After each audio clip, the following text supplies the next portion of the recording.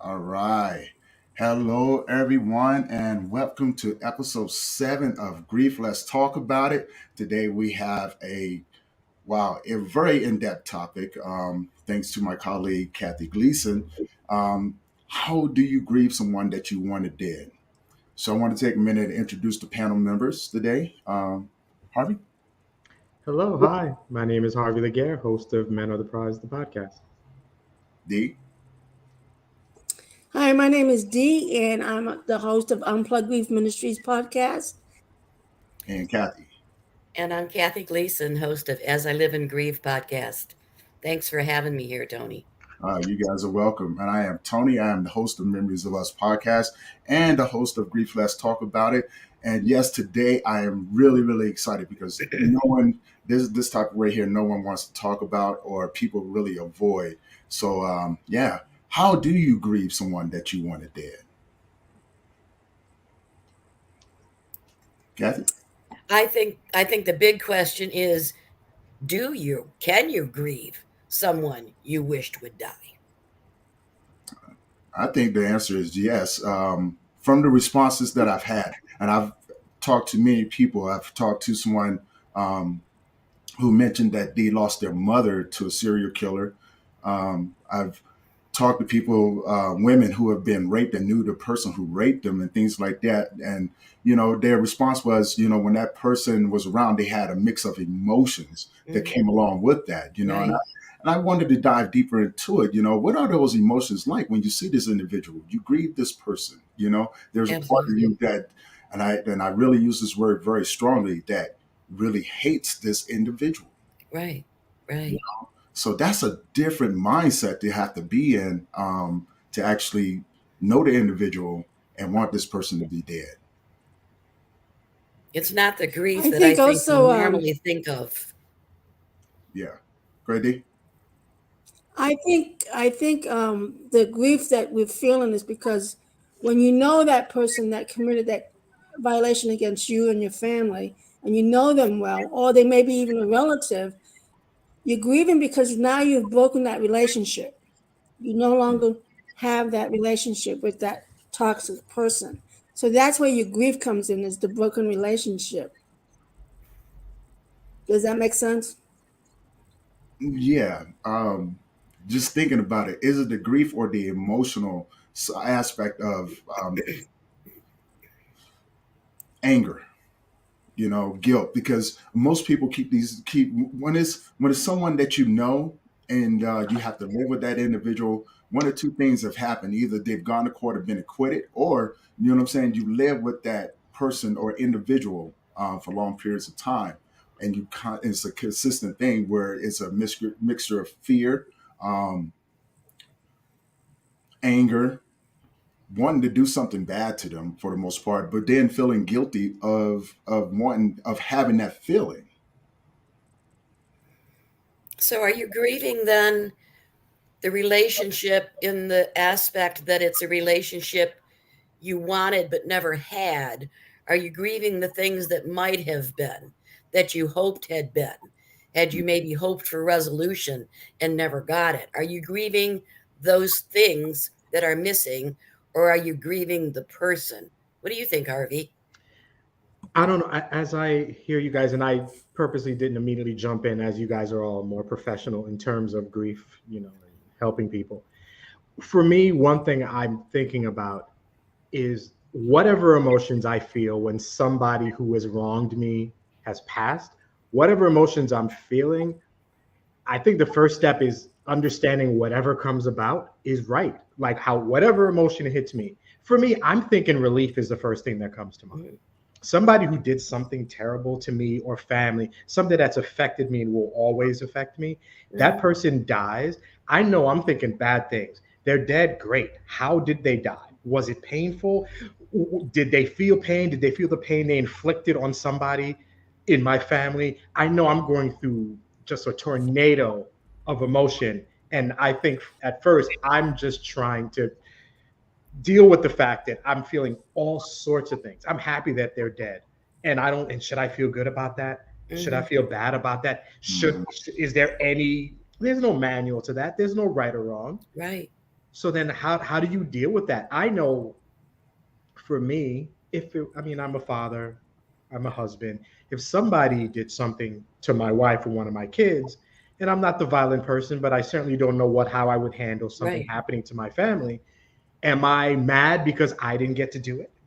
Am I there's so many emotions that can be sitting there, and being able to handle them. To be honest, grieve is the last word that comes to mind when I think of this. I am not grieving your death. I am celebrating it. I'm throwing a party. I'm getting balloons. Like, you did such and such, and now you're not here, and you won't be able to do it to somebody else. I'm not grieving it. I don't think I'm celebrating it, but I'm okay that you're not going to be back. And I guess that's just what I would think to start. Harvey, let's coin a new phrase. Let's call it relief grief. Relief grief. I like that. I like Hashtag relief grief. Relief grief. Yeah, And another thing that might be helpful.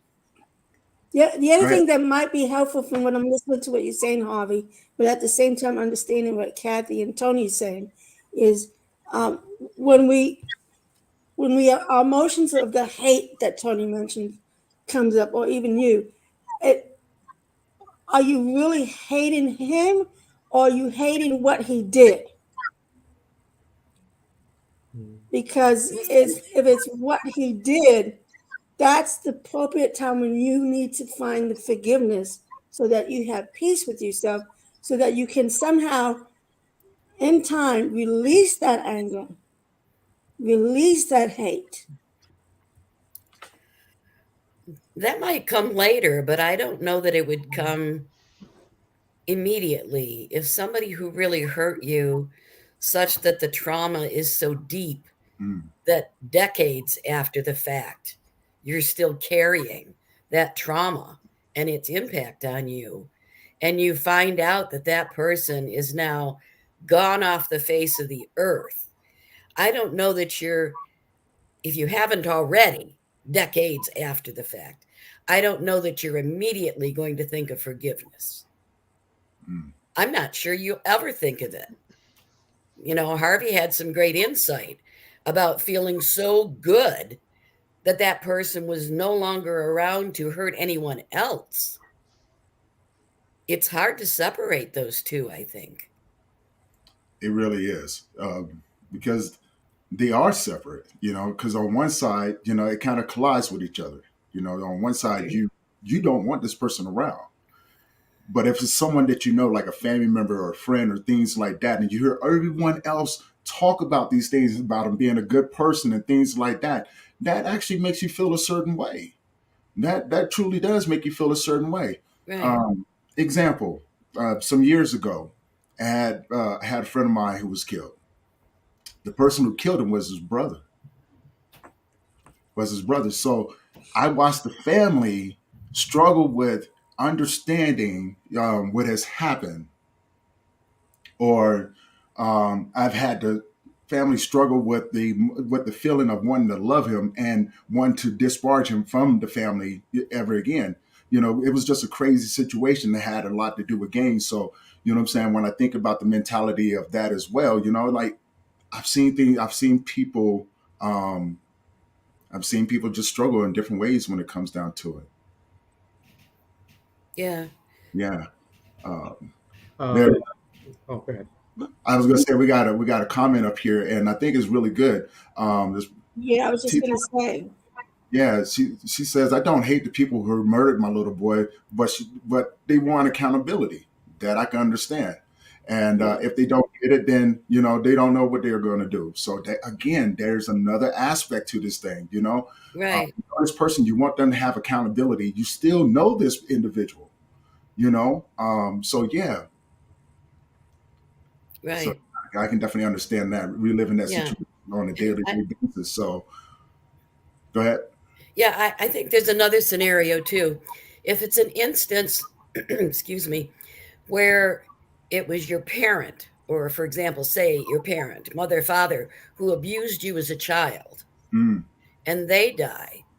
Now, you may have wished them dead when you were a child, but the fact remains that that is your parent. That is kind of a different scenario there. This is somebody that after the trauma you were closely involved with, most likely. Mm. So I think Dee's point of forgiveness might come into play there a little more. Because, like I say, when the trauma's gone, that's still your mother or your father or a sibling. That was a close relationship. How do you grieve in that instance? I mean, I that's a lot. I Um, totally agree with that. I agree with that because I remember as a teen, my father and his wife severely abused us emotionally, spiritually, and physically and mentally. So when my dad died a couple of years ago, I had to disconnect my relationship with him because I was told if I continued to have a relationship with him, then I was being loyal to his abuse. So I sent him an email, forgave him, that was peace for me, and told him that we no longer can have a relationship. So when he died, part of me was sad because you're right, Kathy. He was my father, he was my parent. But the other part of me was glad that now I know for sure that he would never come and abuse me again, even as an Right, adult. Because right. even as an adult, he kept doing it. So I had peace because I already forgave him. But I left a letter in his coffin with him, forgiving him again, because that's what I needed for me. mm. Wow. Wow. I wonder how important is spirituality to this discussion. I'm an atheist. So when I think about this, I'm I don't I hear you basically if somebody were to kill somebody close to me, I don't know if I'm at the point and will I ever be at the point where I can separate the artist from the art, from Right. the actor versus the act. If you do something like to me, I'm not really of the, oh, it was a mentally instability type of thing. You did something to me. And Mhm. I don't think it's my job to give you an out. Oh, you didn't mean to do it. Oh, at that moment you were mentally unstable, that type of thing. I'm going to sit in there and I'm not really focusing on the person who did what they did. I'm focusing on my loss. You Right. just took somebody from me. I have to struggle with this. If it had just been somebody passing away in their sleep, which is, life, you die, you lived a rich life, and somebody comes and cuts it off for whatever reason, I'm going to be incredibly immature how I feel about it. I'm going to Mhm. be thoroughly bitter with I don't care what happened to you. What you did something to me, and I'm going to be very, I don't think selfish is the word, but I'm going to be insulated. It's going to be how it affects me. Mhm. And I don't know. I wonder, I applaud people who can really say, you know what? I forgive that. I don't want to forgive you. I don't, I want you to suffer. I don't want to see your face. I'd rather you not die. I'd rather you be able to stay alive and kind of And, sit in it. This is and what I pay. did, Yeah. that type of thing. I imagine that in this situation, am wishing for the worst of this person. And death may be a miracle. It might be a good thing for them. Maybe they didn't get to sit there in jail or in some mental hospital or something, having to think about what they did. But I applaud anyone who can forgive somebody who's done something potentially heinous. I don't think I'm that guy. So I don't I know. mean, we never know. We never know until it actually happens, and I don't Right. wish it on anyone. Yeah. Unfortunately, it has happened to people, Right. and Yeah. so yeah, I'm pretty sure a lot of people are saying that. Like, I don't know, I really don't know. But the truth of the matter is that deep down inside, we have an idea of what we want, right? Yeah. Uh, but now here's the bigger thing.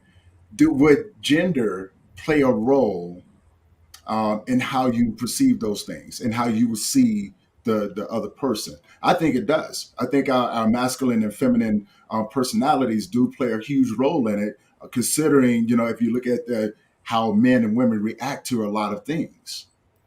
Right. But a lot of things would play into that, not just gender.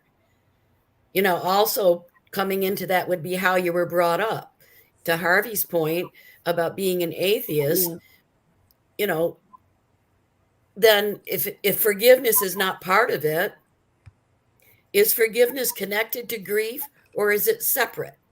Mm, Because Harvey sounds like you'd be perfectly content for the rest of your life.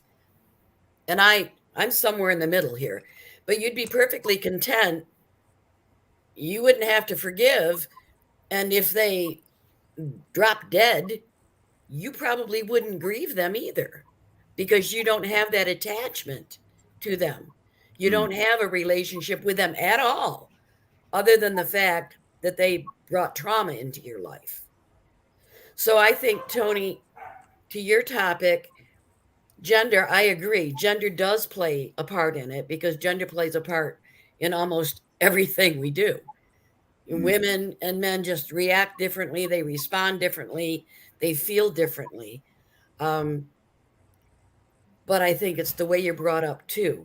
I was brought up going to church every Sunday. That can't help but play a part in my life now. Unfortunately, in my life now, it just plays more into the doubt mm. about what I was taught when I was a child.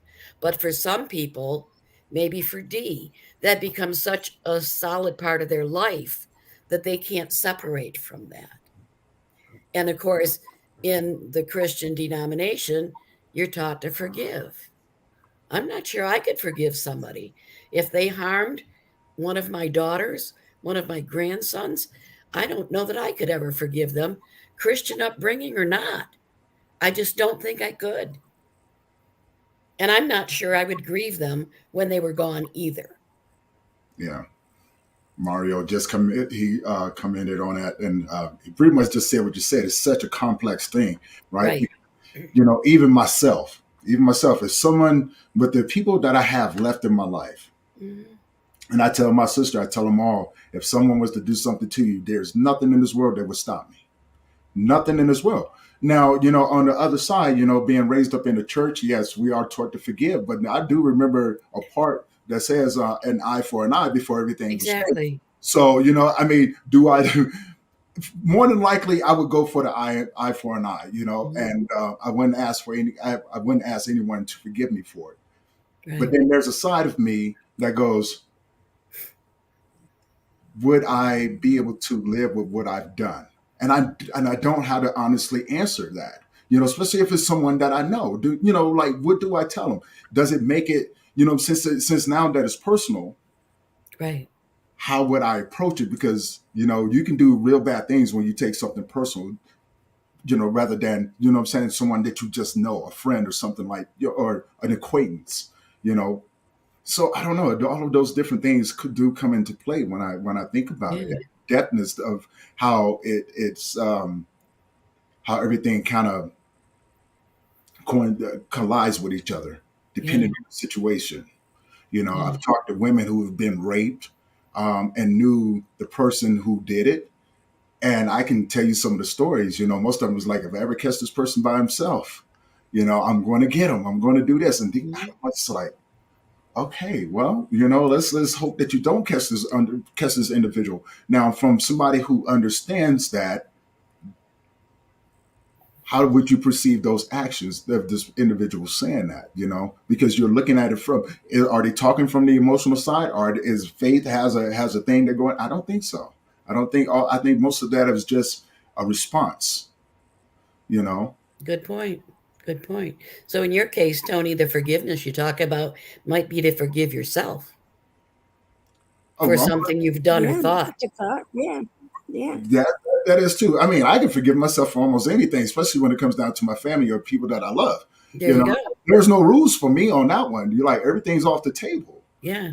And what I think about the other person's family, no, I probably wouldn't. But Yeah. then there's a side of me: do I want to put them through the same things that I've gone through? Good point. So again, you have these different thoughts and different avenues that we can go down, and it's a rabbit hole like nobody's business. And Absolutely.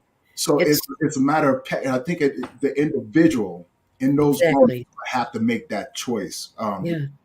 and have to be okay with that. And I would hope that anyone else that has this would have to be okay with that as well. But again,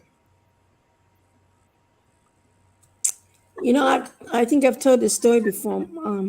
My stepdad killed my mother. He beat her to death, and I mean, I was young, 10 years old, and didn't totally understand the whole story. And once I start getting older, I began to understand what really happened. And the worst part was that my 5-year-old brother witnessed this. So there was, I guess there was some hatred for what he did, but the forgiveness didn't come until much later, much later. And I remember one time I was down in Fort Lauderdale, and I don't remember why, but I stopped by, and Danny was now home, living with his mother, living with my brother. And I remember the part of me just wanting to go over there and kill him and kill his mother because I feel like she was enabling him. But then Hmm. I sat down and ate dinner with them, and we had Yeah. great conversations. And I walked away, drove home, feeling a little bit better about myself that I took control of what was in my mind of wanting to kill him because I was so tired of hearing the excuses. And he didn't go to jail for it. He went to mental institution for 3 years. When he got out, he was selling drugs, and then he went to jail. But then he came back as a total different person, you know? So that I think that's where that forgiveness sort of had to come from me because I saw him how much he had changed and how much he had been so involved. But the city of Fort Lauderdale, many people knew him and what he did to my mother. And I know there was a lot of hatred and a lot of non-forgiveness from him. But my brother had to forgive him because the relationship they ended up having was so great, that when Danny died, and I did go to the funeral and I did write a letter for him too, that there was that peace. There was that peace, knowing that he had to be forgiven, whether he knew what he was doing or not, he had to be forgiven. From me at least, and I can tell it had to have been from my brother as well. So, but it just taunts me that I would have had that kind of a thought that I hate him for what he did to my mother. I hate what he did to my brother, because my brother lived for years with that PTSD, that nightmares and night terrors. He lived for years and years. And I think he finally had to probably say, you know what, Dad, I'm going to have to forgive you because all this needs to go away so I can have peace with my family and sleep at night. So, Dee, if I can ask, what did your grief look like then? To be honest, you mean the grief for For Danny your or the grief stepdad? for yeah. If At, you forgave him, what did your grief look like? Yeah, no, that I didn't understand grief back in those days. Um, that's a good question. I trying to think. I don't remember having that grief. I remember having the grief of losing my mother and what was going on with my brother, but I don't remember having the grief of towards Danny at all. I mean, I'm sure I must have, but I don't remember, to be honest. Okay, that's fair because I know decades ago there really weren't grief resources. We Exactly, certainly the weren't talking 70s. about it like we are today. Yeah, the 70s is there was nothing. Right. Nothing for us kids either to help us kids No, or any other family members. We had to figure out how to deal with that type of a loss. right. But as a child, losing my mother, that I remember the grief on that, you know. Hey, So Kathy, can I Yes, ask? of course. So in the 70s, like D, you're talking about, there wasn't really help for that. Can I ask how would you help somebody coming from D's experiences now? How would I do it now? Yeah. Well, first let me offer my disclaimer to you, Harvey, and to everyone. I know Harvey, you and I just met. I'm not a professional. I'm not a Okay. clinician. I've worked in hospice for a number of years, Okay. and I've had the podcast now for 2 years. So I've engaged with a lot of guests. I've read a lot of books. So I guess my experience and what I might do is all through self education.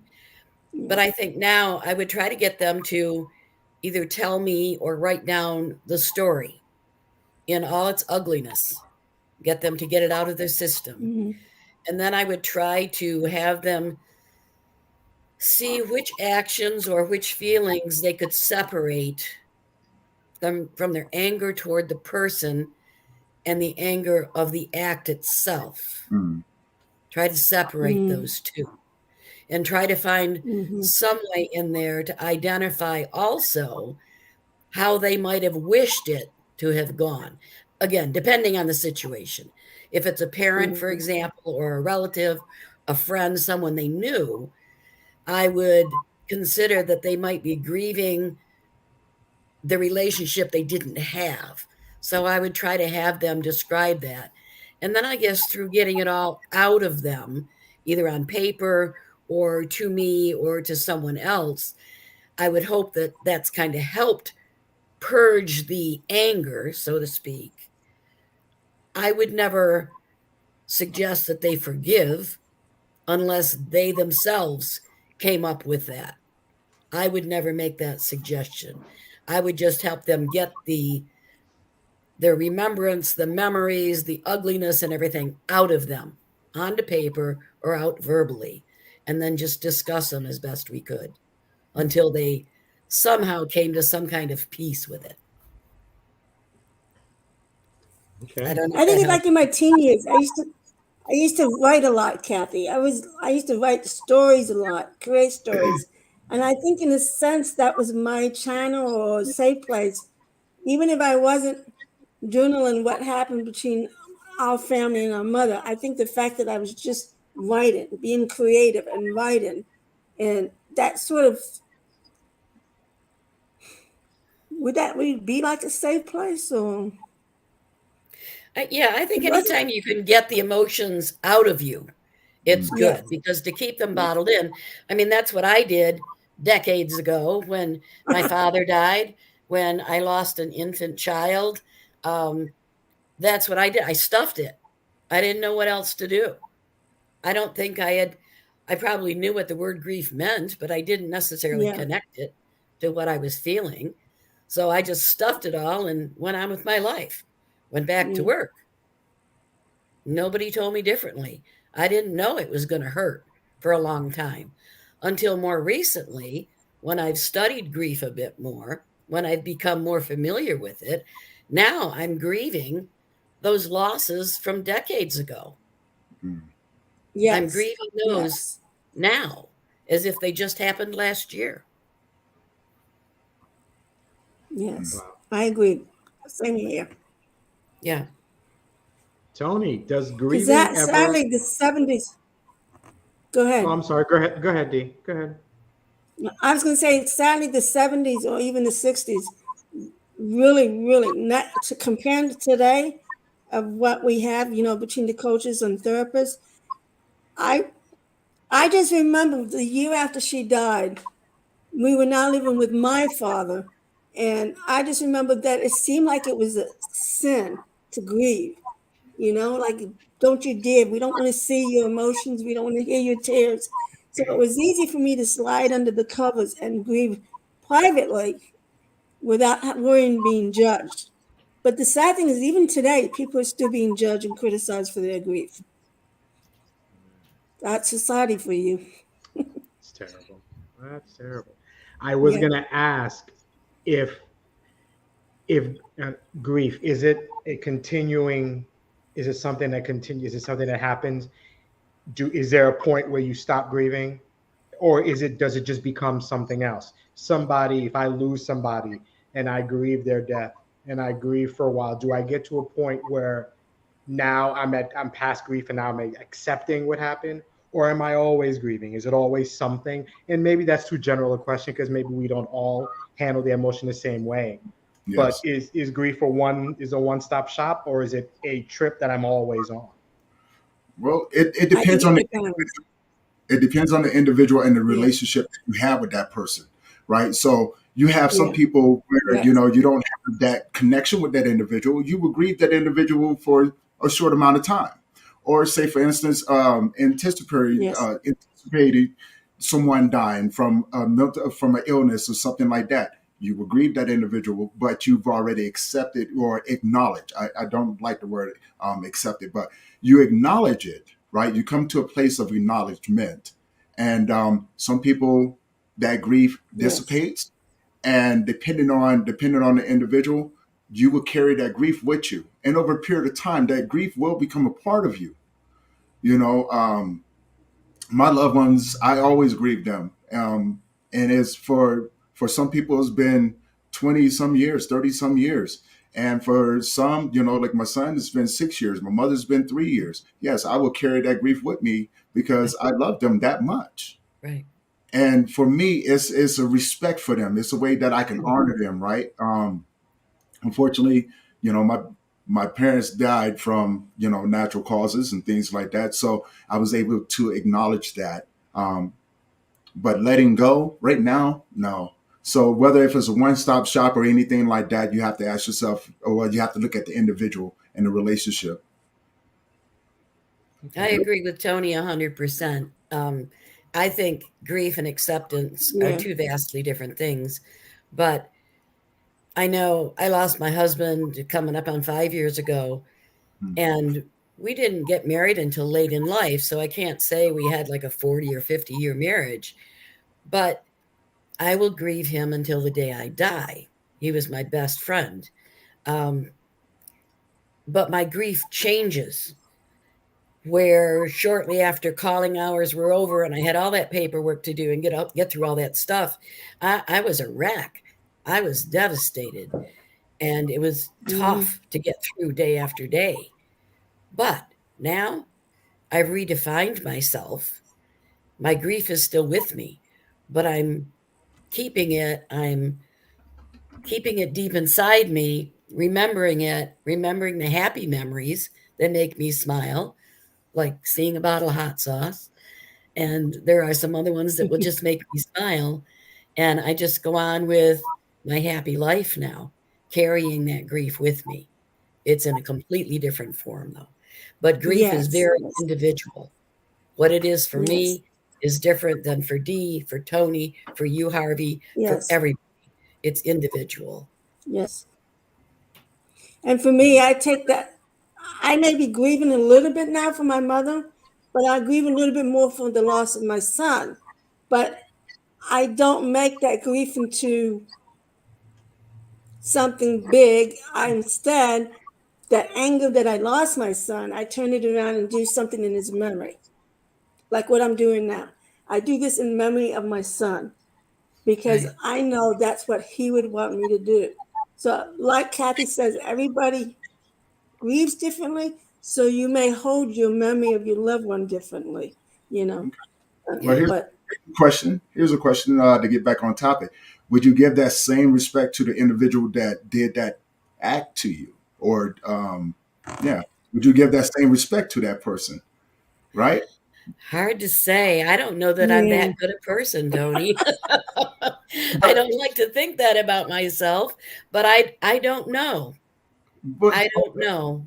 okay, so now we speak from a man's perspective. Sure. My, in the culture that I grew up in, what I'm saying, it was valid in some cases, right? You know what I'm saying? You see the average person get killed on a daily basis. You Sure. see crackheads get beat up on it. You see all of these different things.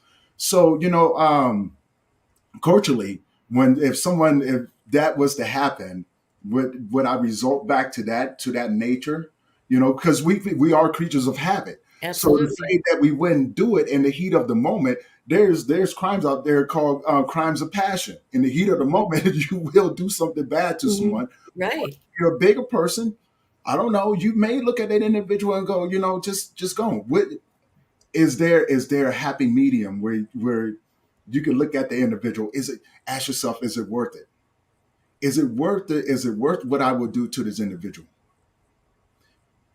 I Honestly, hear you. I I think, at least for me, it's almost the last thing I'm thinking about.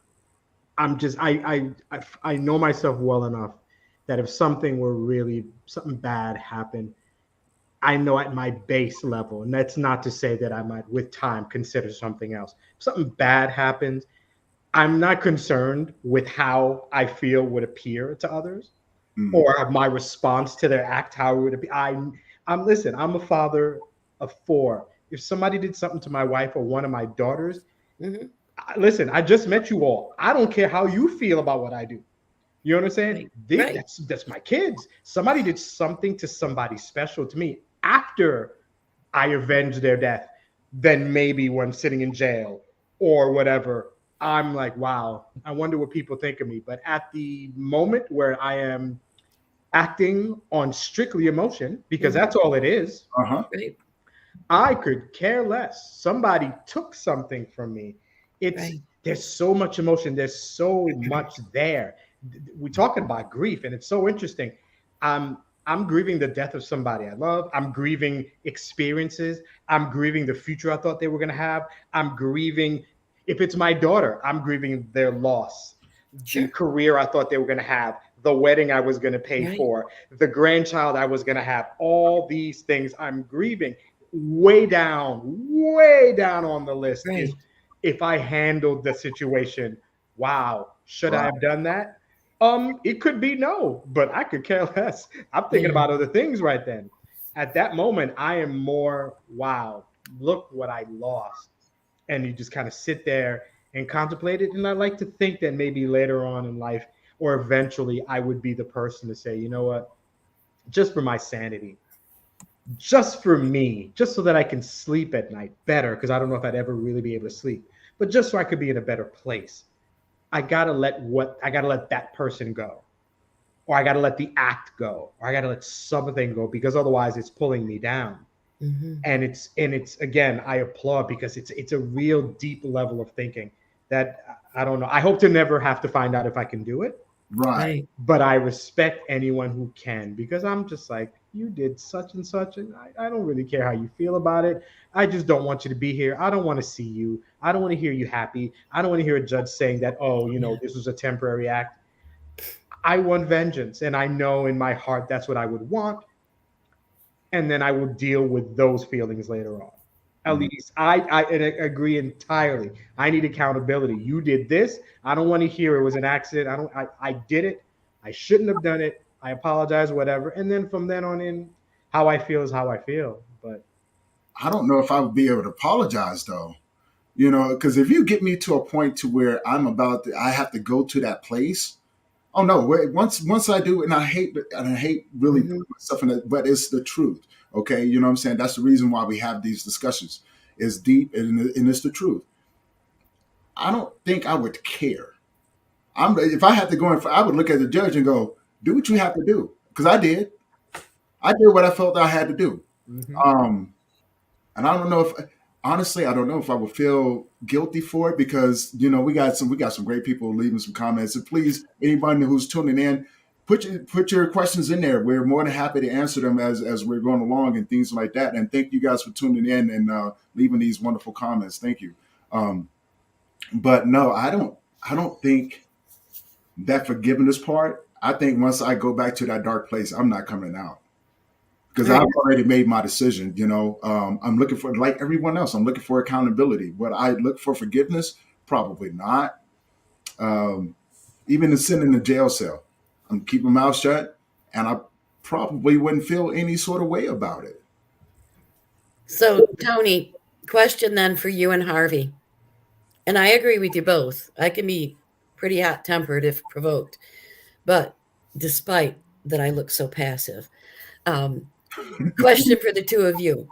Yes, Somebody harmed someone you love, and you reacted in your grief for the person you lost, and you reacted and sought and got vengeance. Would you grieve that person who's now dead, the one who harmed you? Would you grieve them? I would have to say yeah. In a lot of ways, yes, because um, that grief that grief comes with the connection. It comes with the connection of that, especially if it's someone that I knew. It comes with that connection. You But agree? Yes. the person that you harmed, the person you took vengeance upon, Mm-hmm. what if you didn't know them? Would you grieve them? Briefly, Briefly. Very briefly, to answer honestly, I would grieve them briefly, but Briefly. it wouldn't be something like if it's someone that I knew, where the emotion is Right. there and those memories are there and things like Right. that. No, Right. it would be very briefly. I could come to a place of acceptance really, really quick. Very But if quickly. it comes down to someone that I don't know, guess what? Okay. No. You know what I'm saying? You get Yeah. respect because, you know what I'm saying? I Hey, hear you. these I things hear do you. happen. I feel, Harvey, how about you? yeah. I feel like I'm thinking of this about 40 minutes too late, but can I ask for a simplistic definition of grieve? What do you mean, would I grieve? What exactly do you mean by that? All right. Well, for me, a very simplistic definition of grief is a normal reaction to an unfortunate event. A normal reaction to an unfortunate event. I got to say, probably not, because one, the situation, the loss isn't particularly normal. My response to it is not going to be normal. My response, however I handle anything, none of it, that's not a normal situation. Right. It might be normal in different cultures where death happens in your face, whether it's war, whether it's a cultural thing. But something like that is not typical for me. Right. I'm lucky, as I knock on wood, that I haven't experienced death of somebody really close to me yet. Okay. So however I respond to it is going to be how I respond abnormally or at that moment. I'm not used to it. I don't know what the proper way to respond is. I just know how. I just know I don't see myself grieving. It's such a profound question. It really is. I don't I'd like to say that I would, because I'd like to think that I love all human beings, that I Right. love everyone. And no matter Right. what you do by your sheer existence, I should be sad that you're gone. And no matter what the cause, no matter what the reason, no matter what the circumstances, I should feel bad about you. But if it's a personal attack, if the reason you're gone is because of something you did to me, how I respond literally has nothing to do with you. It has all to do with me. Okay. Okay. So, And then can I tack on to that question with a loaded question? And I don't want a segue, but I just want this answered. Do you think that your gut response to seek vengeance, and Dee, this includes you too, if you have a gut response that someone who harmed you, you want to seek vengeance, do you think if in today's system we could rely on the courts to accurately find justice? I know, I see you shaking your heads already. Do you think you would still have that same gut response? Or is I part think of your gut response contingent on the current status of our court system? Does that make well, sense? you know what? When you said that, I think about all the women who end up in prison because of the justifiable homicides. What Their about the husband, men? their boyfriend came after them. They were fearing for their lives, and it might have been an accidental shooting, but they still end up in jail. So that would be a good question to ask them, because they were trying to save their own lives and they did what they had to do. So That's a really good question. It makes me think. My question then I'm really contemplating is the reason I want that person dead because I need to do it because there's no guarantee it's going to get done? Or is the reason I want to do it because I want to do it? That's a legitimate question. yes. Do There's I no care? right answer. There's no Right. right answer. Exactly. Do I care if somebody else does it? Does it need to come from my hand? Or am I more interested in the act or in the action or the committing of the act? Does it Right. make me feel better to do it? Or does it make me feel better that it's done? Yeah. Yeah. Like I say, I don't want to segue, Right. but I just wanted to put it out there that might in fact make a difference. It's a great Lynn point. asked the question. She goes, "Do you think any of think you would have regret after you took vengeance for the consequences you and your family would suffer from the act, um, or even for the loved ones for the person that you harmed when you sought vengeance?" I am not sure. She's not sure how she would feel. And to answer that question, you're absolutely right. It again depends on the situation. It depends on the situation. Would I regret? No, I honestly wouldn't, because of the simple fact of, in my mind, it would be justified. And to go back to what Kathy was just saying, when it comes down to the system, I have no faith in the system. I know that if they catch me, they're. I see all the other people that they lock up over other stuff. I am a Right. black man in America, Right. so I have to look at things from this perspective. I am a Absolutely. black man in Absolutely. America. The best thing for me to do is that when the police come, they're going to have to kill me, because I'm not going to go to the system and let them stretch me out like that. Not over something that they could have easily prevented. And I know that they're going to screw me up. Nope. Yeah. No, they're honestly, to be on a side. No, I would not feel guilty for it, and no, I do not trust the system. I do not trust the system to do what they said that they were supposed to do. Look at what they're doing to us now. Right. Yeah. It totally proves that where Yeah. grief is concerned, there are so many layers Mm-hmm. and so many aspects that depend so much on the individual. From culture to ethnicity to spirituality, everything. There are so many layers. Mm-hmm. No wonder why grief is different for every single person. So, when we talk about how do you grieve someone you wanted to die, the sky's the limit. That's true. That's true. And that's the reason why we do have these discussions, is because they need to be talked about. There's Right. something that, people overlook all of these different things. And when you have lived experience or lived a different life, does it affect the way that we approach our grief work? I think it does, It does. because it either makes us more capable of able to talk about these things, or or either put us in a position to not be able to talk about those things, right? Right. Depending on the Yeah. experience. But grieving someone that you wanted dead, man, that's a whole new can of worms. Yeah. And we're each limited by our own experience, our own knowledge, and our own lives. We're limited by that. So these panel discussions are wonderful in that just what my thoughts were about this particular topic. And as I said, it's a discussion I've wanted to have for a long time with others.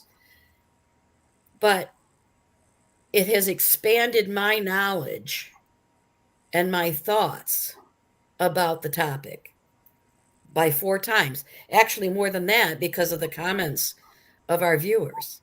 Right. So thank you to our viewers for commenting. And don't stop now. Keep going. Keep going. Keep bringing them in. Agreed. Agreed. And just so people understand why my grief for my stepdad was different, I would have to say in my teens, I was naive, didn't understand grief, but I did have a daughter stepdad relationship still. And I guess that's where forgiveness took me, that I can still have a relationship with him because he had changed. He did change. And prison probably did him good. But like I said, because I really didn't have a total understanding of grief like I do now, I still had a relationship with him as a stepdaughter. Mm. So until he died, Right. that's why I went to his funeral. That's why he put the letter in there. That's why, as his coffin enters into the ground, Danny, I'm sorry that you are gone. I hope and pray that you have found peace with God as well. How old are you when he died, Dee? How old was when Danny died, my stepdad? Yes. Let's see, he died a couple years after Timothy. So I was still in my 50s. Okay. All right. I have one for you. Something that just popped into my head. It was on the news not too long ago. a young lady killed her rapist, her abuser, Mm-hmm. and she disappeared, and she eventually turned herself in. So, from the people on the outside looking in, here's the question: is it justified? Do you forgive her for what she's done? Did anybody ask her how she felt about the thing? Because in the heat of that moment, this woman was being abused and raped by this individual, and when she got her hand up, she killed him. So, do we go down to the prison system now because she just got life without the possibility of parole? Mm. Is that justice? Is that justice? Right? Um, that's what I mean. Justice. Is it So justice? so, Tony, what's the difference if somebody comes to me and is going to shoot me and I shoot him back because I'm defending myself? What's the difference of me doing that and what she did? I mean, and again, Does that make sense? that, well, again, this is why we have these discussions. Does it make sense? I can't honestly answer that. Do I agree with what the young lady did? In a lot of ways, yes.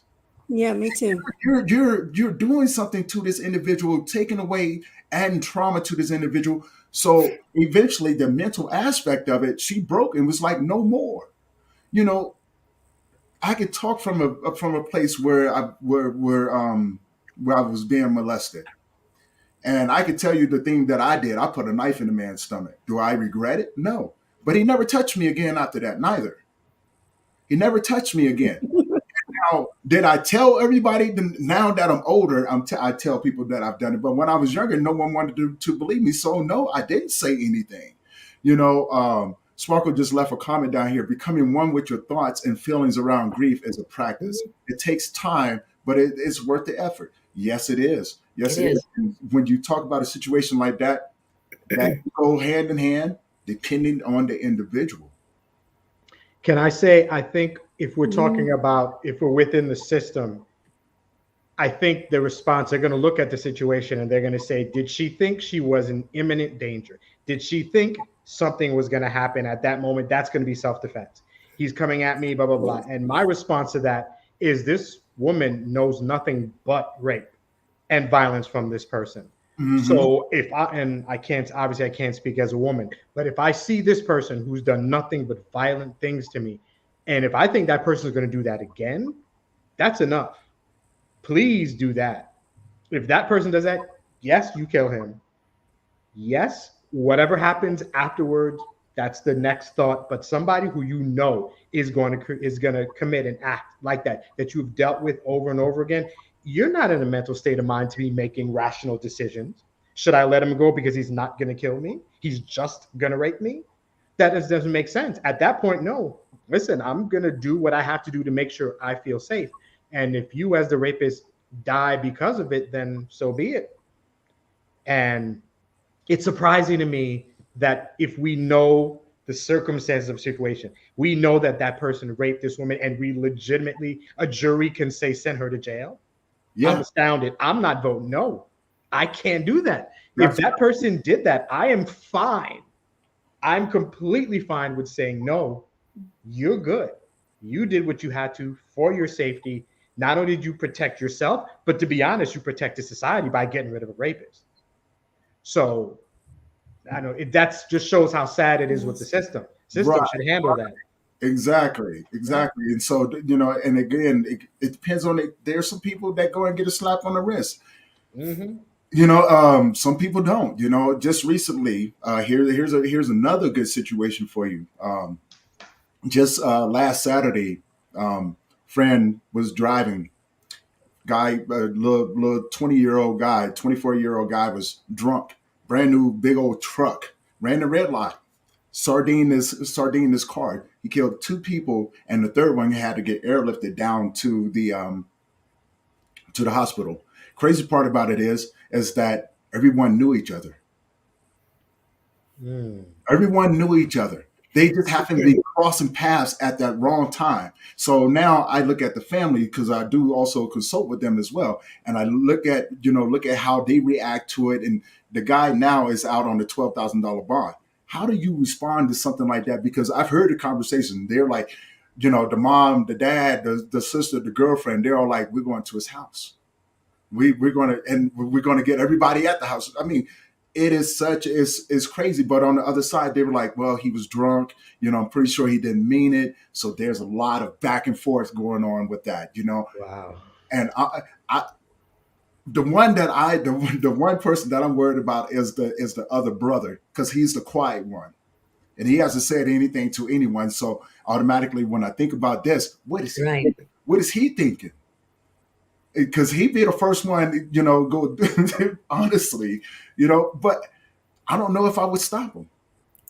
See, and that's still a form of grief. It's not the grief, perhaps, maybe over a death like we've been talking about, but it's grief over the accident itself, over the loss of your time, your money, everything. That's still grief.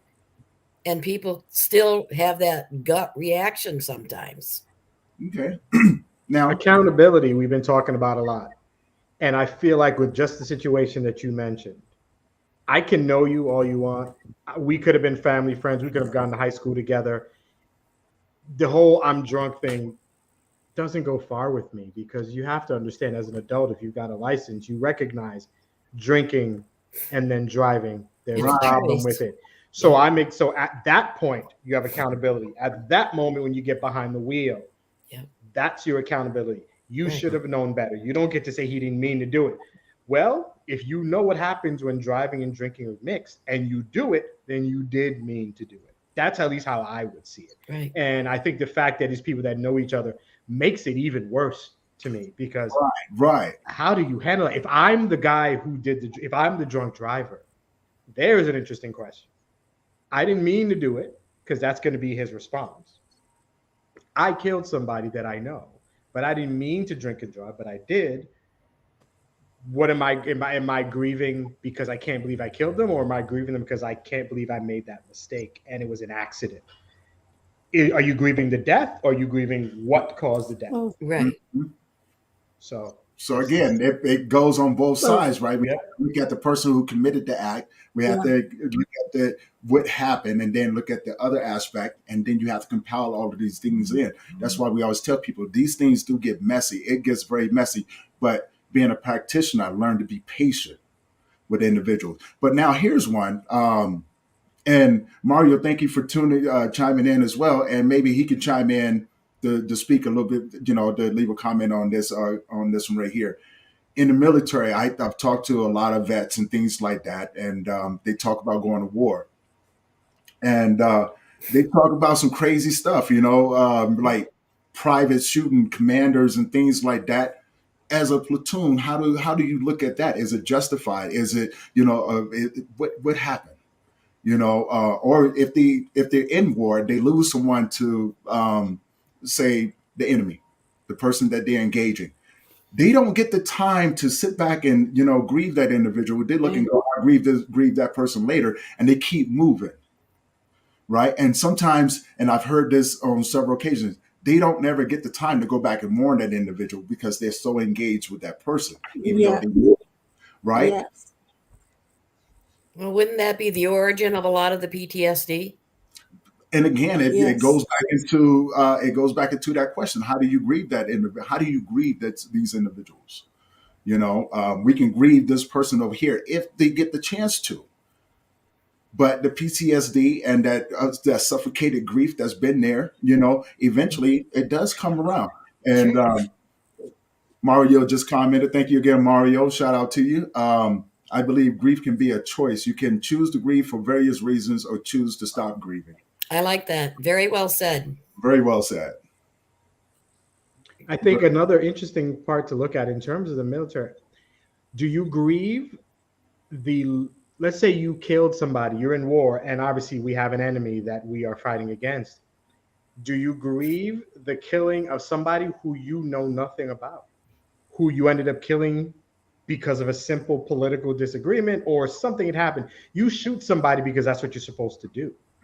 How do you value life at that point?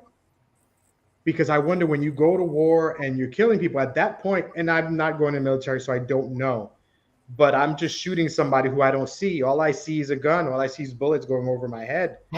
Do I grieve the loss, the death of somebody who I don't know, who just happens to have grown up in a different culture, who's wearing a different uniform than I am? How do you deal with that, especially if you're the one who did it? And again, that's a whole different way that this thing can go, right? Because it does, just because you're trained to do something does not negate the emotional side that comes with it, Yeah. the feeling of guilt or things like that. I can't speak from a military aspect. I can only speak from being in the games. Is it similar? It is in a lot of ways. In a lot of ways, we don't. It isn't, right? Because over here, the people that I've gotten into these altercations with look just like me. We walk the same streets. So again, how do you look at that? Can I respond as a Yes, please. surviving spouse of a retired Army vet? Please. Um, my late husband, Tom, served in the Vietnam War as a combat medic. And in fact, Sergeant Mario just posted 2 comments that were spot on, that in combat or even when you're deployed, you don't always have the time. It's just, it's just something you do. It's what Right, you're trained to do. But I know years later, my husband and being in a group of local Vietnam vets, there were many times as they all relaxed and chilled and had a beer or something at a picnic, they would start talking about it. And their comments were all grief related comments. right, and So that even 30 years after the conflict, after they were home safely, and some were still dealing with their PTSD, others had had treatment for it, but they grieved. They grieved for the acts that they were trained to commit and did commit mm, as part of that war. that goes into the 2 comments that we just got. Sparkle, thank you for Right. commenting. And she actually responded to your question, to what you just said, Harvey. Grief comes in waves, and sitting in the grief is a blessing. Riding the waves and understanding the gift of permanence. Is hard, but it's truly warranted. Lean in and become one with your grief. Yeah. And now you're looking at things from a practitioner's point of view. People who have been in the grief field. Yes, that is exactly what we do. And Mario commented, Yeah. to go into what you're saying. Yes, it's transactional in combat, and he actually dog-tailed off of you. Saying that when they get out of the military, that's when all of these things do come about, which That's right. we see in the meetings, the veteran meetings, and things like that. I've heard numerous stories, where commanders got killed by lieutenants and things like that. Right. So it's just crazy, and Mario commented, like everyone on the panel has highlighted, is very complex and come out at different times after combat. Right. Absolutely. And to those men and women who have served and are struggling with PTSD, thank you for your service. And let us know what we can do for you. And here's one. Here's one, and it's something after a conversation that I've had with a couple people, and it's strange being in this field. But what if your family member was killed by a serial killer?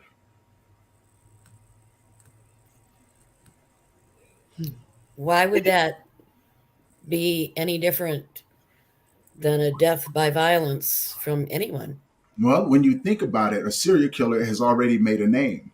This is something that they're prone to do, right? And so when that act is committed, it's not personal to the person doing it. It's just you know, and I hate to say this, but they're hardwired in a different way. Now, Right. now imagine the person, the family member that get that call, being on that end. You just lost a family member to a serial killer. I think it's interesting because it makes me wonder how I would feel if somebody were to kill a family member of mine and it's a person I knew versus it being some random serial killer, like you said. obviously there's a multitude of different ways, different emotions to feel. Am I going to feel different? Because a serial killer doesn't care who my family member was. They're just killing someone, Right. as opposed to as opposed to a family member or a friend of the family who kills somebody. It's a more personal thing. I think that cuts deeper. And so that goes into forgiveness. It goes into how I'm going to grieve. It hurts more because it's somebody I know who did it. It would feel like it was easier if it's just some serial killer, to be like, oh, that's just what they do. It just happened to be bad luck that it happened to be my family member who got it. Do I grieve? Do I feel remorse or anything for the person who did it once they die, or if I do it? A lot of it comes down to the experience. It comes down to the situation. Mhm. Why'd you do it? There's never really going to be a real answer to it. It's really situation by situation. It's moment by moment, So, and how we handle it is the key. I think for me, though eventually I might have a lot of anger and want to seek vengeance on the killer, my initial anger, I think, would be directed to the police departments for not having caught the person mm, before the trauma happened to my family or to me. I think that's where my immediate anger would be. But I'm just guessing. I'm pretty sure you're right. I agree with you. It could have been avoided. It's something that Exactly. didn't have to happen. Exactly. And I'm going to be upset at the people who in my mind didn't do their Right. job. Yeah. You look for who's to blame, Yeah. and that's where I would place the immediate blame. Mhm. now, is it really their fault? Is it really their fault? Not necessarily. Right, because you got to think about it. If the person committing the act, how deep have they gone to plan this thing out? Because that's meticulous. That's very meticulous. You have to be able to plan it. So not only is it planned out and now put into motion, you Right. know, did they cover all their tracks? Yeah. Did they leave anything behind for the police to grab onto, or anything like that? Is it really their fault? Because you have to think about the darkness that comes along with Right. that act. Right. Mario made an interesting comment. Mm-hmm. He said he believes it would be easier for him to forgive the serial killer than the friend or family member. Mm. I can see Probably. that too. I can definitely see that too. But now, you know what I'm saying? Could you? Depending on how many people this individual has killed. But back to our topic, what does your grief look like? Exactly. What does that grief look like? Is it brief? Is it messy? Is it, full of emotions of hatred or guilt, shame, or anything like that? The problem Right. is that when people go down this rabbit hole, there's a sense of guilt that we can actually think this way, but the human mind is capable of doing so much more when you think about the acts that have been committed. Or is it, and I think Harvey alluded to this earlier in the discussion, are there other emotions like anger, or relief in our relief grief? Are there other emotions that we have to deal with first before we can get to the grief part of it? We Exactly. have to deal with those other issues first. Does that cloud our grief? Of course. I would say yes, unless you're a person with no emotions. Exactly. And again, let's throw the other stuff in there too. The cultural, are you a person that's been in a culture Exactly. full of people teaching you about your emotions, or you're a survivor? Exactly. Those things come into play. Yeah. The brain is wired in a certain way once you get on that path. You know what Right. I'm saying? If that's something, if that's what we tend to do what we know best, right? Right. The question is, are you being protective? Are you thinking about it rationally, irrationally? Is it reasonable? Right. Is all of these different things, or Yeah. do it even matter? Yeah. Thinking about this, and I don't know, I don't want to stray too much from this point, but when we're talking about wanting somebody dead, who grieving somebody dying, but who we wanted dead, makes me wonder if they were to have killed somebody close to me. When I think of that act of killing somebody, to me it's an unnatural act. It's not something that anybody should do.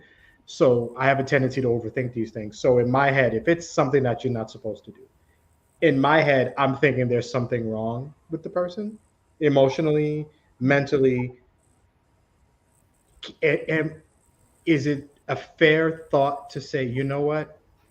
This person did something that they shouldn't have done. There's probably something wrong there. Can I then grieve with the idea that this person didn't really, shouldn't have done this? They didn't want to do it. Am I rationalizing it to make me feel better that you killed somebody? And that's not something anybody would rationally do. So can I put a disability or disorder on somebody to make me feel better about what they've done, so then I can grieve them? Because this is not something that anybody regularly would do. If you do something like this, there's got to be something wrong. And now that you're dead, I can say, you know what? I hate what you did, but I'm sorry that you're gone. Obviously something was wrong and you must have been struggling. You must have been dealing with a lot to go to these lengths. I don't know if I don't know if I would be thinking that much about somebody else, but it's just a thought, because murder doesn't feel like it's a natural thing. Okay. Right. Well, here's another one. What if the person was sex trafficked? See, there's now yes, that's a whole different thing, because I Right. know I've met people. As a matter of fact, a really good friend of mine was sex trafficked when he was a kid up until he was in his early 20s.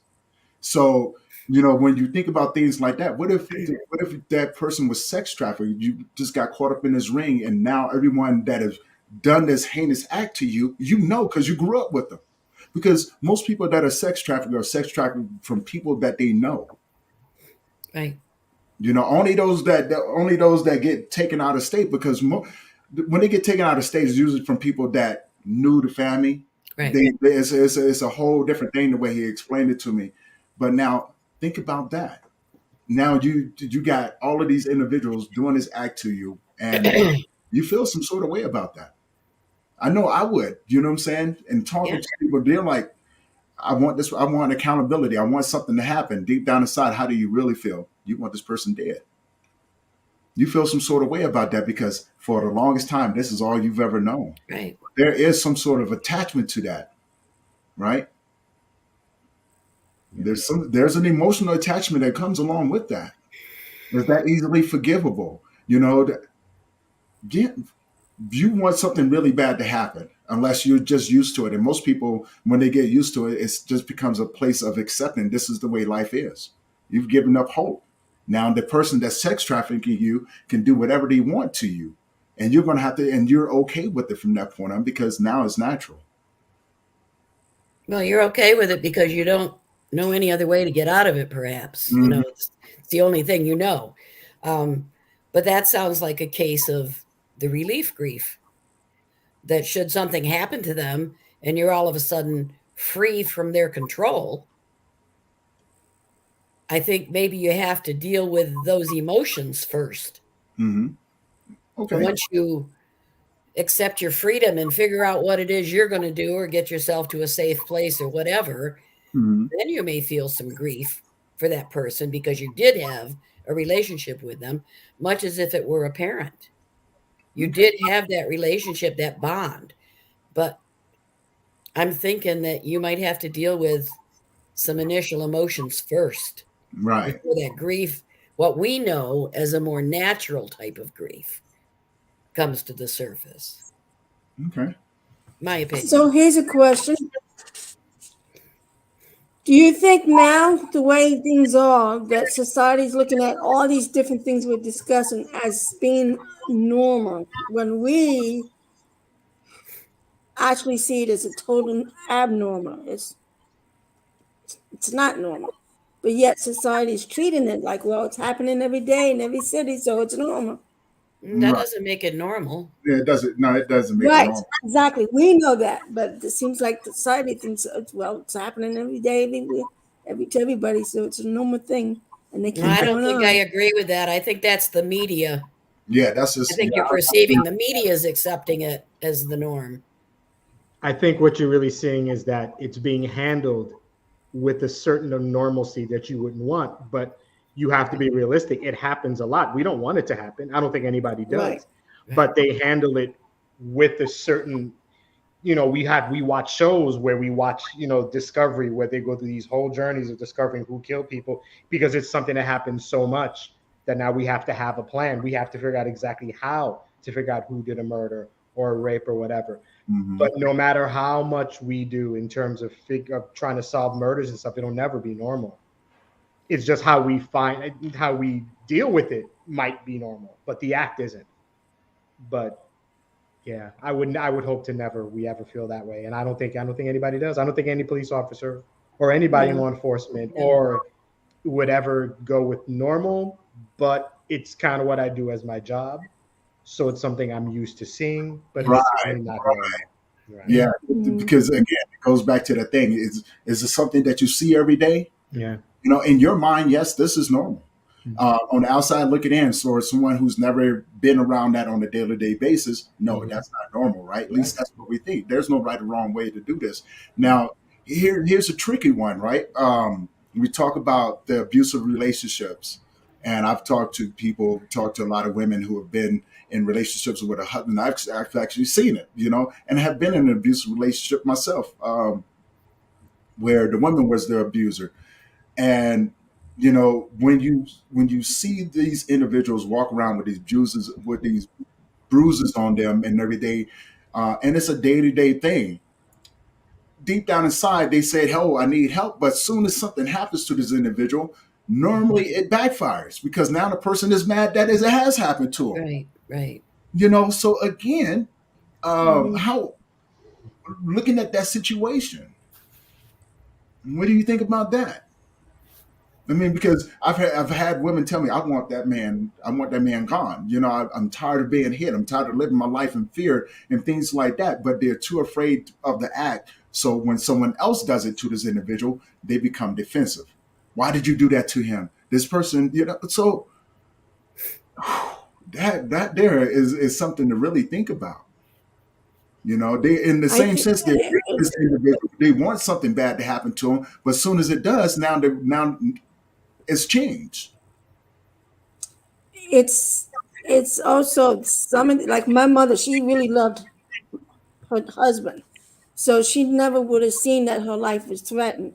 But I think with a lot of these people, one of the things I learned in my early years is the reason why they stick around is because they're loyal to their abuser.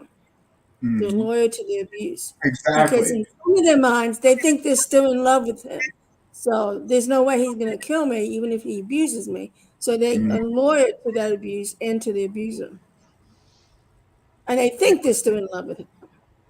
Yeah. And Well, it may be the other way around too. and I'll speak from a bit personal experience. You're always afraid of retribution. Hmm. Mm. That person's going to come back. And if I thought it hurt before, it's going Mm. to hurt a whole lot more. Mm. Right. Mm. Mhm. So the mindset is that of a victim, Yeah, but on the other side, you don't want to be a victim. So right, are you courageous enough to take the action to right. do something bad to this individual? Do you trust the justice system to bring you justice? Or is it okay if the next person gets them in the act of protecting you? And And how, that's if they ever make it to the justice system. there you go. There you go. Speaking in the case of alcoholics and addicts, in my limited experience, personal experience, they know what to say in response to certain questions Mm. that will delay, if not get them out of being arrested, restrained, confined, whatever. They know the answers to the questions if they've been through it enough. And Yes. they also know that even if they're mandated to a rehab, that there's a way to get out of it. So, They hope. They hope. retribution. Yeah. I can see that, and Unless something takes them out permanently. exactly, and that's where my mind gets starts to go down this rabbit hole. Right. I look at the person that it's happened to, say for instance, the word gets out, family member, brother, father, uncle, good friend hears about Yep. what this person is doing, decide to catch this person by himself Yep. when you're not around, and Yep. go in there and work this person over. Yep. The victim, how the victim now becomes, the aggressor. Why did you do this to him? Right. So it's always interesting me the mindset, when it comes down to that. Like, how did this person, um, being victimized, now become the aggressive over the person who's doing that was the abuser? Yeah. You know, Yeah. and just after you just heard this conversation as well with this individual, like, I really wish something would happen. I'm tired of this and this, that, and Right. other. I mean, it's like you're complaining to get a reaction from someone Right. or attention, which I understand, what I'm saying, because you want to be able to talk about it, but you don't want anybody to do nothing about it. Right. Right. Mm. Yep. Yeah. Can for me, this question, there's a lot to it because I grew up in a household, a violent one, where there was a violent father beating my mom type of thing. So I was something that I could see. So I contemplate that. What am I thinking if Right. something were to happen to dad because he was doing to mom? Am I thinking, do I want to do it versus somebody else did it?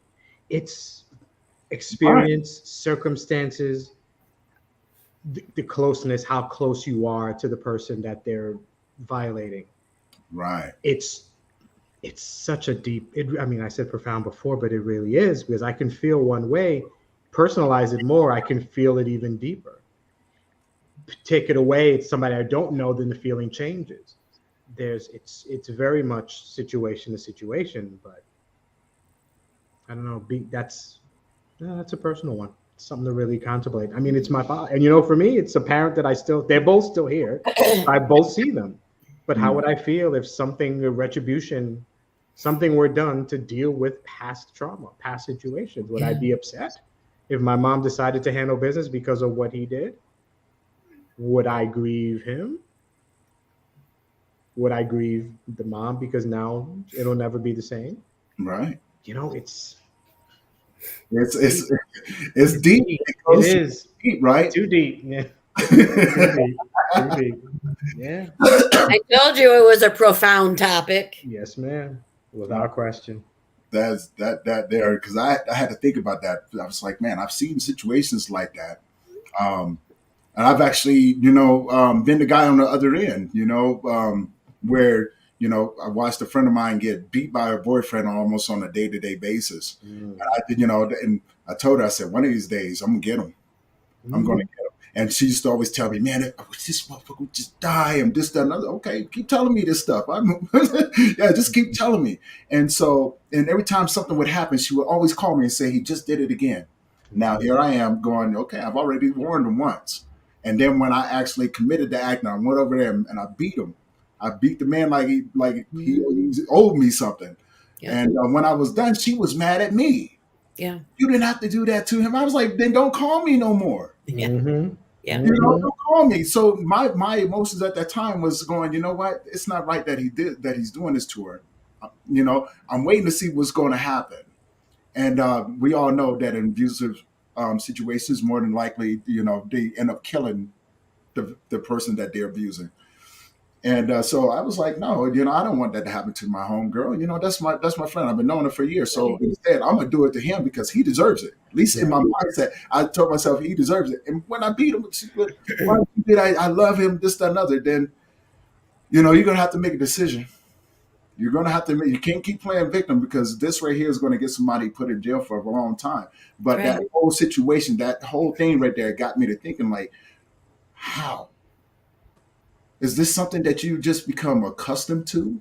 Do you not see the dangers, or are you aware of the dangers and you just don't care? Is the feeling of love that you have for this individual that deep that you don't want anything to happen to him, but yet you do?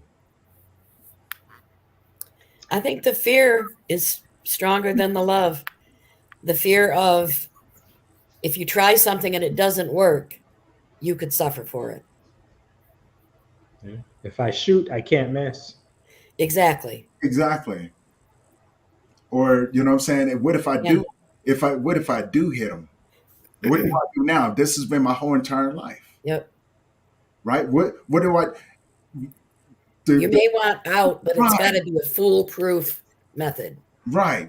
It has to be a foolproof method. You can't go wrong with this one. You Right. have to be certain that this is what you're going to do. But Right. what side are you talking to? Are you talking to the rational side, or the victim? You know, Is it a case of not wanting out of the relationship? You just want out of the abuse? Out of the abuse. Sure. and that could be. That can be. Or maybe Sometimes. let's look at the whole thing. Maybe they was raised in a family of abuse and this is all they've known. Even though they got Yes, to feel that yes. is There's a lot of that. Yeah. exactly. There's a lot to unpack there. Lynn just Then you got it. Yep. Codependent. That's the word. Codependent right there. so, you know, and it's so many things to unpack there. You know, unfortunately, we are running out of time. It's 6:26 right now, so I want to take a minute. Thank you for everyone to say thank you to everyone who has tuned in and left comments and giving us some really good questions to dive into. Everybody who's tuning in on all the other channels, thank you again. With that being said, I want to take a minute and let the panel let the panel tell you where you can find them at. Harvey. First of all, thank you for inviting me. I'm glad I got to meet you, Kathy and Dee, and hope I get to speak with you again, whether it's on this or at any other time. Um, Tony, especially to you, we had a great conversation, and I'm glad that it led to being in this space. I'm just hearing myself talk about this. I got some thoughts. I got some things to think about in case I don't want anybody to be on my bad side because I don't know what I'm going to do. But needless to say, thank you again. My name is Harvey Laguerre, and I am on two podcasts. One is called Love is Black with my wife. We just talk relationships. But more that you'll find me on is Men Are the Prize, space for men to be open and vulnerable and emotional, which is why talking to Tony was special and why talking about this is special, because this is not the easiest of conversations, especially for men. I don't know if we want to talk about this stuff, but if you want to hear discussions about emotions by men, for men, in a comfortable, safe space, feel free to check out Men of the Prize, the podcast. You can find it on my website. It is harveylaguerre.com. And very soon, an episode with Mr. Lynch will come out, and we had a great conversation.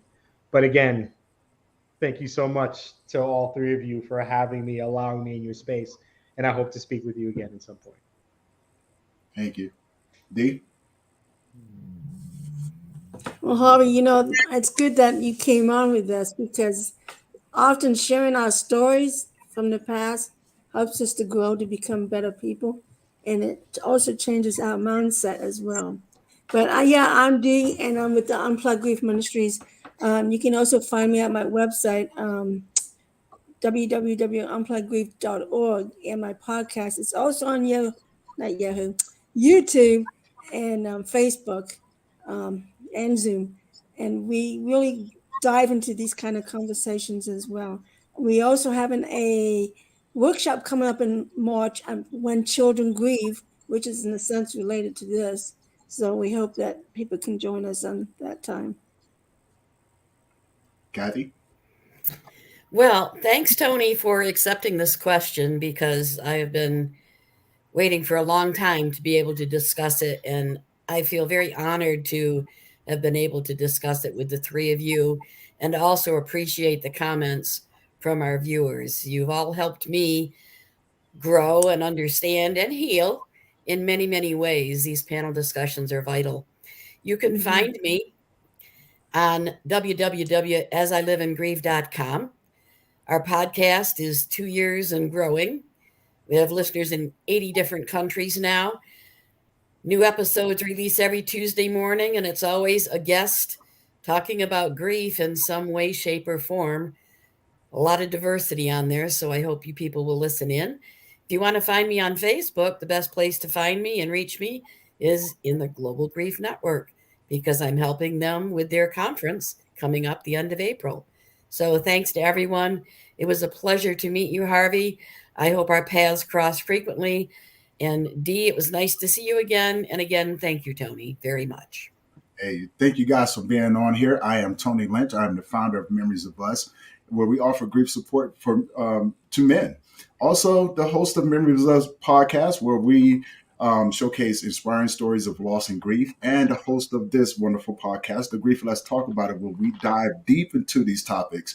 And I want to thank everybody who's been attending. But just an update, like Kathy just dove into, we do have the Global Grief Conference coming up at the end of April, going into May. So it'll be another 3-day event with a lot of great practitioners in recovery, mental health, grief, trauma work, all of these different things. So stay tuned for that. And if you guys have any topics that you would like to see us discuss, let us know. Until next time, thank you for allowing us to bring this to you. And for, as always, these topics are for educational purposes only. You guys have a great day, great weekend. Bye, everybody. Good night, all. Good night. Thank you.